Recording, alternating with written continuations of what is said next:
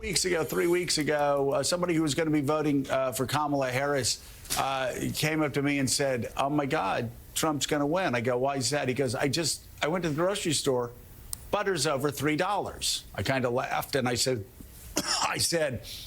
well, that's kind of reductive, isn't it? Said it to myself. To him, I smiled and I said, "Good point." But it actually, everything we're hearing after the election is, I'm just saying. The $7. What's that? The $7. What's that? Butter is $7? Yeah. What? Is it framed in gold? Yeah, what kind of butter? Depends on where you go. Hope it tastes good, right? Stunned about the price of butter. It's not a surprise to everyday Americans. Prices at groceries and other basics have been soaring during the Biden years. And here to talk about is Todd Pyro, Fox and Friends first co-host, and Tyrus, Fox News contributor. And gentlemen, nice to see you both. If you voted for Donald Trump, and if you were concerned about the cost of food and groceries, 60% of you voted for Team Red over the weekend. Got that? 60%. Yeah, Joe is struggling. When you have to make up stories to people because he didn't know.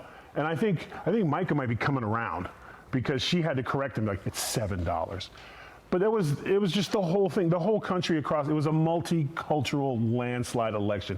Everybody did. Blacks, whites, Asians, Hispanics, gay, straight, because everybody does not like paying $7 for butter, $9 for eggs, $4 a gallon, almost $5 in some states for gas. So it was across the board. It was an election of policy. The pinch is real. The feelings are out of it. Yeah. Wokeism's out of it. It was, everybody in America wants to succeed, and when you're losing at the dinner table, that's tough to stomach. And Todd, this is the other thing that happened. College professors are basically cutting classes, saying, look, this is the Harvard Crimson. Harvard professors cancel classes as students feel blue after Trump win. This is ridiculous. Look at the schools. It's Ivy League schools. I worked my entire 0 to 18 life so that I could get into an Ivy League school because I thought it was the pinnacle. The reason you want it to be your pinnacle is because you know when you go to an employer and you say, I went to Dartmouth or I went to this other Ivy League school, that's a sign that you are smart and you're ready to work. In 2024, it's not that sign anymore. It's a sign that you are weak, that you are entitled, and that's why you are seeing so many employers say, I don't want the Harvard grad anymore, because this is how they are coddled. In a workplace, look at our week. We did a lot of extra work, every single person on here this week, and there were no complaints. Why? Because that's what you do at a job. And look at that response. It's never been a better time to be at the University of Phoenix. It really is. Like, it's about education and work. We need to bring trade schools back. These professors should be fired. Your job is there to educate, not put your feelings. I can't go to work today because I didn't get my way. That's a professor. I'd pull my kid out. Teachers, I would have assigned extra work. Yeah. Oh, yeah. And you know what? And write an essay about it, too, while you're at it. It'll count for half your grade. Did you say Micah? It's Mika. Mika. Oh, I don't watch. Is that, you know what? You're overworked, you're tired, you stood up all night, slapped my hands. I said, hey, Tyrus, you know what? They mispronounced Donald Trump's name. They kept calling him Hitler, so I think I can get a pass if I want to call her Mika, Michelangelo. Like he was out of arm's reach. You want to fight, bro? You want to go? You want to go, bro? He doesn't know my week's over after this. You think the Bengals got it bad? Check it out on The View, all right? Talking about Latinos. Watch this, Tyrus.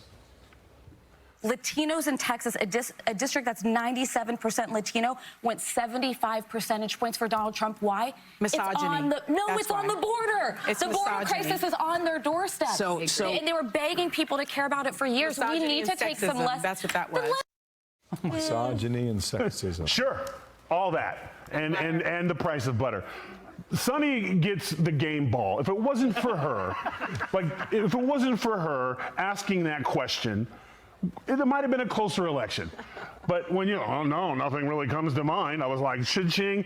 Listen, they're bitter, they're angry, they're entitled. They also should be, this should have been a reset for everyone who pushed lies and misinformation for the last, they called him Hitler, they call these things, America rejected them. And instead of coming back and saying, we lied, They instead are now doubling down. So let her keep doing it, because if she keeps that up, we're going to keep getting the Senate and probably the House and the White House, because people see right through your lies. So keep doing what you're doing. Game ball to Sonny. The last 72 hours have been the greatest cell phone from the mainstream media that we could have possibly ever imagined.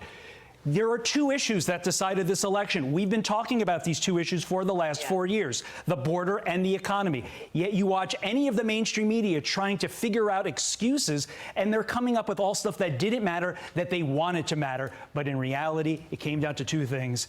The results showed that. For some of them, it took them about 3.5 years to even get a reporter on the board. That's right. Right. There was never anybody there. Okay. Well, and then when they did, it was about photo ops. You know, it was all photo ops. Hey, Tyrus, go Packers. Fuchsia looks good on you. I was green, they're yellow. Green is my color. Brings out my eyes, shows my huge calves out there. Work on your plank. Thank you, Tyrus. Thank you, Todd. You guys enjoy a well